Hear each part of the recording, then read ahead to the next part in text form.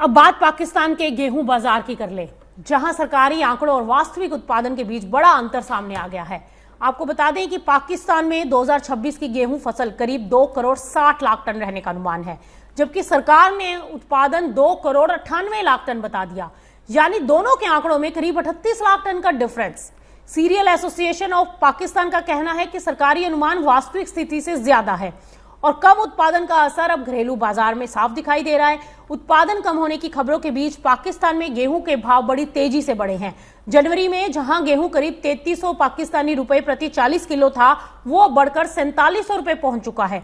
और सबसे बड़ी बात यह है कि फसल कटाई के तुरंत बाद जिन किसानों को पैसों की जरूरत थी और स्टोरेज की सुविधा जिनके पास नहीं थी, उन्होंने गेहूं सिर्फ 3000 से 3200 रुपए प्रति 40 किलो बेच दिया।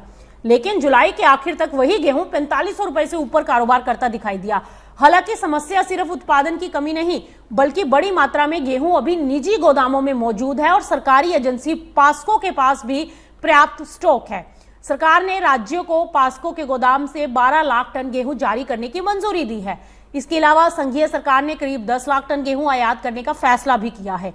गेहूं की खरीद व्यवस्था में बदलाव का असर छोटे किसानों पर भी पड़ा है।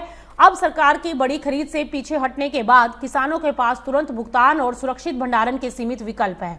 ऐसे में कई छोटे किसान बिचौलियों को कम भाव पर गेहूं बेचने के लिए मजबूर हैं। इसका असर अगले सीजन की बुआई पर भी पड़ेगा। किसान संगठनों के अनुसार खाद का इस्तेमाल कम होने से पैदावार में भी 3 से 5 मन प्रति एकड़ की कमी आई है, जबकि कुछ किसान गेहूं छोड़कर तिलहन फसलों की ओर बढ़ गए। अब सबसे बड़ा सवाल अगले सीजन का है। जानकारों का कहना है कि नवंबर से पहले गेहूं खरीद, क्रेडिट और स्टोरेज सिस्टम में जरूरी सुधार नहीं हुए तो किसान 2027 की फसल में गेहूं का रकबा और घटा देंगे। यानी पाकिस्तान में गेहूं की कहानी सिर्फ कम उत्पादन की नहीं, बल्कि कमजोर खरीद, स्टोरेज सिस्टम की भी है और इसका असर अगले सीजन की फसल पर साफ दिखाई दे सकता है।